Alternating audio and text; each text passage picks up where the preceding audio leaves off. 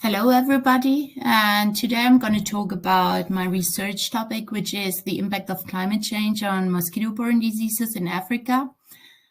And well, I think that so far we all know that climate change impacts both directly and indirectly on human health. And today I'm going to focus on changes in vector ecology. We know that the impact of climate change on mosquito-borne diseases still raises some controversy and debate because many important processes are not usually taken into account when dealing with this issue.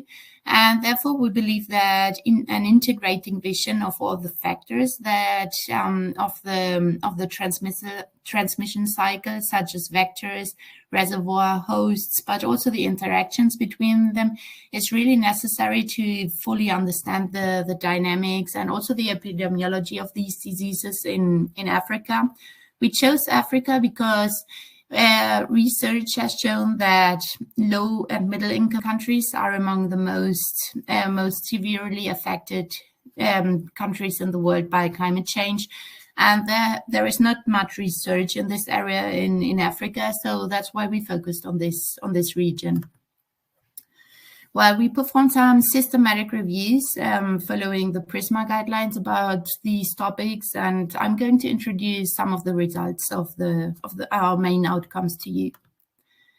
So the first systematic review aimed at assessing the impact of climate change on mosquito-borne diseases in Africa, and we included a total number of 29 studies, of which 6 dealt with analyzed this issue, the impact of climate change on mosquito-borne diseases, from a global approach and 4 from a continental approach, although those that dealt with then analyzed specific countries mainly analyzed Eastern African countries such as Ethiopia, Tanzania, and also Kenya and Uganda, but some also analyzed Western African and Sahel countries such as Senegal, Mali, Niger, and Benin, and only one study addressed the issue in Southern Africa, specifically in South Africa.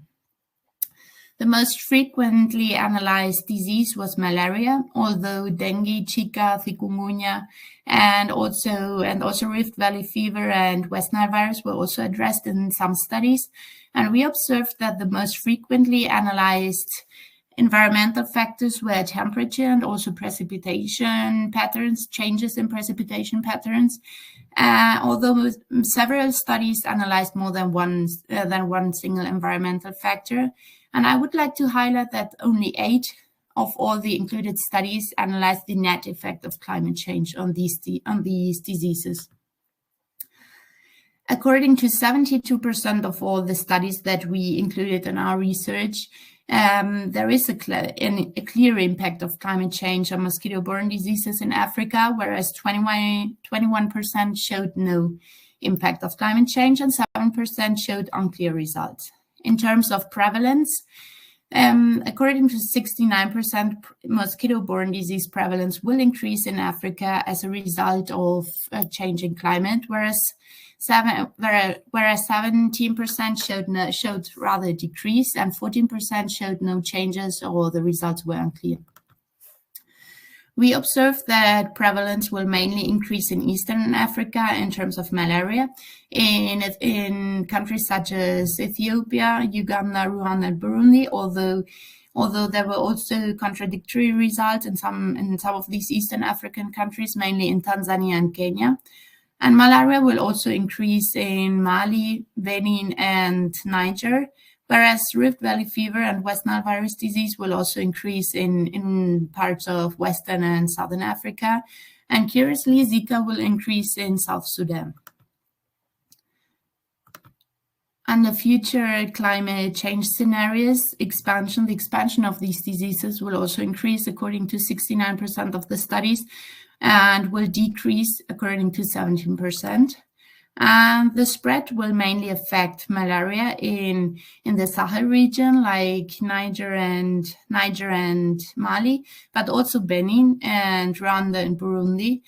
And in other Eastern African countries, there were contradictory results. So we don't really know if malaria will increase or decrease, or there will be no changes at all in these countries. Zika will also increase and spread in South Sudan, whereas there were no changes registered in Rift Valley fever and West Nile virus disease in Senegal and South Africa. Now, those studies that analyze specifically one of the diseases showed that there is a clear impact on malaria transmission in previously naive mountain regions of Eastern Africa, although there will also be a possible increase in prevalence and expansion, but we already saw that the results were rather contradictory. Dengue, which was analyzed only in 4 papers, will expand towards Southern and Central Africa in those countries that, in those papers that analyze it from a continental view, as well as West Nile and chikungunya. Rift Valley fever will expand towards northeastern Tanzania, and Zika will expand towards South Sudan under future climate change scenarios. Another review that we performed analyzed the impact of environmental factors on West Nile virus disease in the European Union and also in the Mediterranean region, because we saw that no paper of the previously analyzed showed any increases or in Northern Africa. So that's why we changed our search terms, and because maybe climate change is a very broad term. So we saw that the short distance to bird settlements is positively related with Culex vector abundance in Egypt.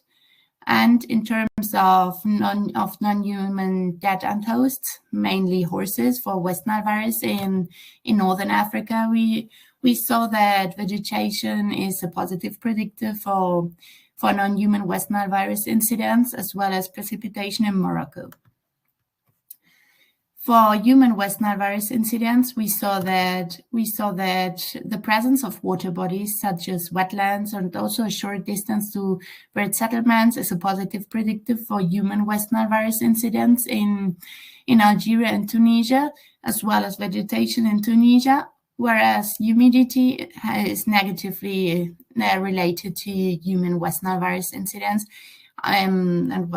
We believe that, or we also observed that there is a clear expansion of West Nile virus in regions in southeastern Europe due to a changing climate, whereas there is a big uncertainty about North Africa and the Middle East, and also about the different West Nile virus lineages.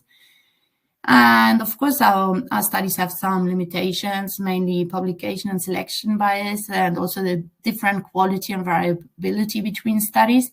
And I would also like to highlight that we observed the difficulty in correctly defining climate change, because many studies analyzed loose climatic variables without analyzing the net effect of climate change. So take-home messages: most articles conclude that climate change has an impact on mosquito-borne diseases in Africa, although the results are very partial because, well, they only analyze part of the whole spectrum of what climate change is, or also of the disease, because maybe only vectors were analyzed, but not human incidents, etc. And only few studies really address climate change and mosquito-borne diseases in Africa, and most studies focus on malaria. And we have also seen that there are a lot of most countries were in Eastern Africa, so we don't really know what's happening throughout the whole continent, and what's happening also with the other diseases. So we recommend to continue investigating this issue from a holistic and transnational approach, because, well, vectors, for example, they don't know of borders. So it's really important to adopt a comprehensive approach, and also to manage the same concept of climate change. Well, just part of these reviews were funded by the European Union Horizon 2020 project, and I thank you very much for your attention. Thank you.